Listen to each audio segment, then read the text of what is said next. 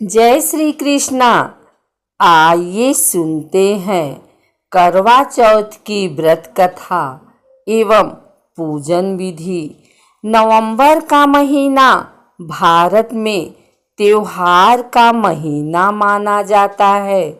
दशहरा और दुर्गा पूजा के खत्म होने के बाद वक्त आता है दीपों के त्योहार दीपावली का। दीपावली से पहले भारतीय महिलाओं के लिए एक बेहद विशेष पर्व करवा चौथ का भी समय आता है। करवा चौथ भारतीय समाज में बेहद अहम है। आइए इस पर्व से जुड़ी एक रोचक कथा और इसकी पूजन विधि सुनते हैं।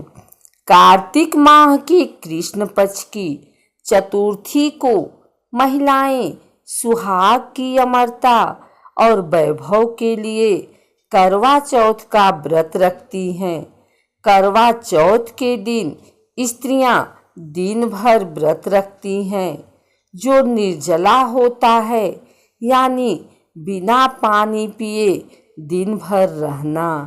महिलाएं व्रत रखने के साथ अपने पति की लंबी आयु की कामना करती हैं और रात को चाँद देखकर पति के हाथ से जल ले व्रत पूरा करती हैं। इस व्रत की खासियत है कि यह केवल शादीशुदा महिलाएं ही रखती हैं, लेकिन आज कई ऐसी महिलाएं भी यह व्रत रखने लगी हैं जिनकी या तो सगाई हो चुकी है या जो किसी से प्रेम करती हैं। यह व्रत किसी भी धर्म, जाति, आयु और वर्ग की महिला रख सकती है। यह व्रत 12 वर्ष या 16 वर्ष तक लगातार हर वर्ष किया जाता है। अवधि पूरी होने के पश्चात इस व्रत का उद्यापन किया जाता है। जो सुहागिन स्त्रियां आजीवन रखना चाहें, वे जीवन भर इस व्रत को कर सकती हैं। सुहागिनें करवा चौथ पर रंग बिरंगे परिधान पहनती हैं, आभूषण और विविध प्रकार के श्रृंगार से खुद को सजाती हैं, हाथों पर मेहंदी लगाती हैं। मान्यता है कि जितनी अधिक मेहंदी रचती है, उतना ही सौभाग्य और खुशहाली घर में आती है। चंद्रमा उदय होने के बाद विवाहित स्त्रियां इनकी विधि विधान से पूजा अर्चना करती हैं। इसके बाद पति के हाथों से ही जल और फल ग्रहण करती हैं। बाद में करवा चौथ के अवसर पर तैयार होकर विविध व्यंजन खाती हैं। इस दिन सुबह जल्दी स्नान आदि करने के बाद यह संकल्प बोलकर करवा चौथ व्रत का आरंभ करते हैं।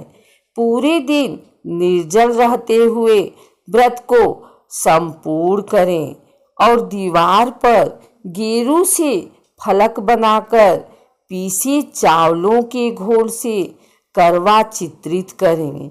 चाहे तो आप पूजा के स्थान को स्वच्छ कर वहां करवा चौथ का एक चित्र लगा सकती हैं, जो आजकल बाजार से आसानी से कैलेंडर के रूप में मिल जाते हैं। हालांकि अभी भी कुछ घरों में चावल को पीसकर या गेहूं से चौथ माता की आकृति दीवार पर बनाई जाती है। इसमें सुहाग की सभी वस्तुएं जैसे सिंदूर, बिंदी, बिछुआ, कंघा, सीसा, चूड़ी, महावर आदि बनाते हैं।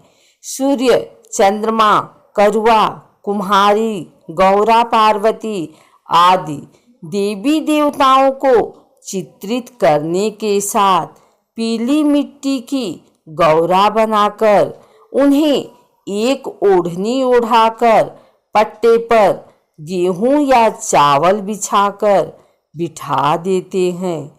इनकी पूजा होती है। करवा चौथ का एक संदर्भ हमें महाभारत में भी मिलता है।